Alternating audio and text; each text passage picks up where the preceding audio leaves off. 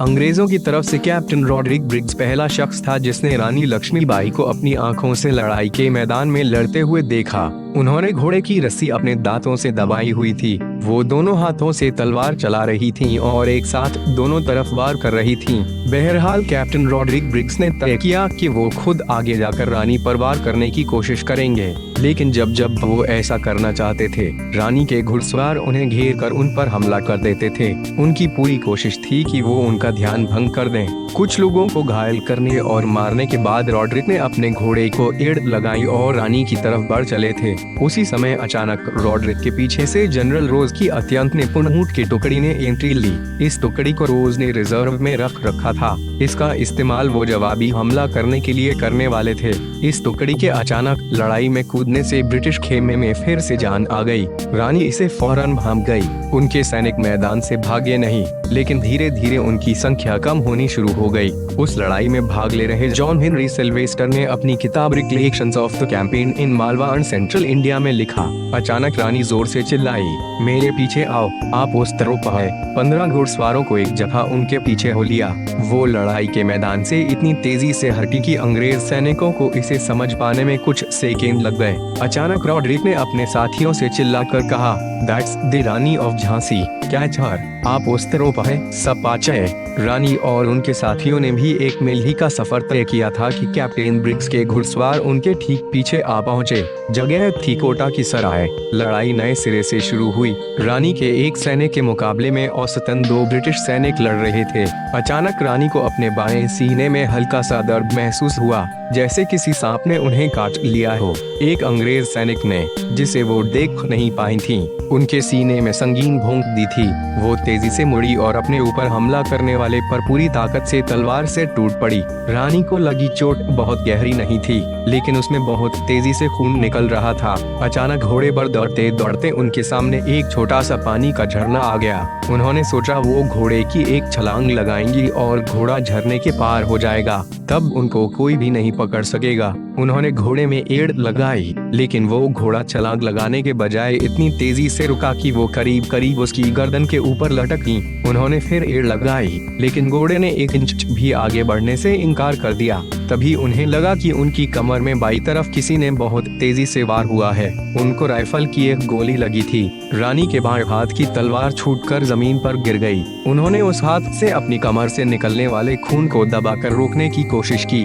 जब अंग्रेज मंदिर के अंदर घुसे तो वहां से कोई आवाज नहीं आ रही थी। सब कुछ शांत था। सबसे पहले रॉड्रिक ब्रिग्स अंदर घुसे। वहां रानी के सैनिकों और पुजारियों के कई दर्जन रक्तरंजित शव पड़े हुए थे।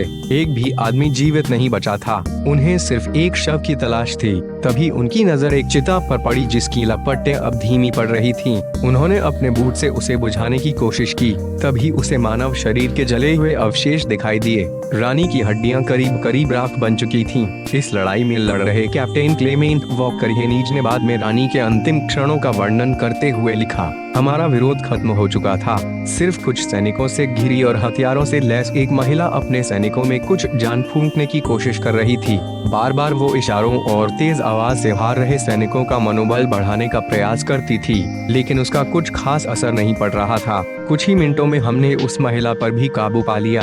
हमारे एक सैनिक की कटार का तेज वार उसके सिर पर पड़ा और सब कुछ समाप्त हो गया। बाद में पता चला कि वो महिला और कोई नहीं स्वयं झांसी की रानी लक्ष्मीबाई थी। एंटोनिया फ्रेजर अपनी पुस्तक द वॉरियर क्वीन में लिखती हैं, तब तक एक अंग्रेज रानी के घोड़े की बगल में पहुंच चुका था। उसने रानी पर वार करने के लिए अपनी तलवार ऊपर उठाई। रानी ने भी उसका वार रोकने के लिए दाहिने हाथ में पकड़ी अपनी तलवार ऊपर की। उस अंग्रेज की तलवार उनके सिर पर इतनी तेजी से लगी कि उनका माथा फट गया और वो उसमें निकलने वाले खून से लगभग अंधी हो गई। तब भी रानी ने अपनी पूरी ताकत लगाकर उस अंग्रेज सैनिक पर जवाबी वार किया, लेकिन वो सिर्फ उसके कंधे को ही घायल कर पाई। रानी घोड़े से नीचे गिर गई। तभी उनके एक सैनिक ने अपने घोड़े से कूदकर उन्हें अपने हाथों में उठा लिया और पास के एक मंदिर में ले लाया। रानी तब तक जीवित थी। मंदिर के पुजारी ने उनके सूखे हुए होठों को एक बोतल में रखा गंगा जल लगाकर तर किया।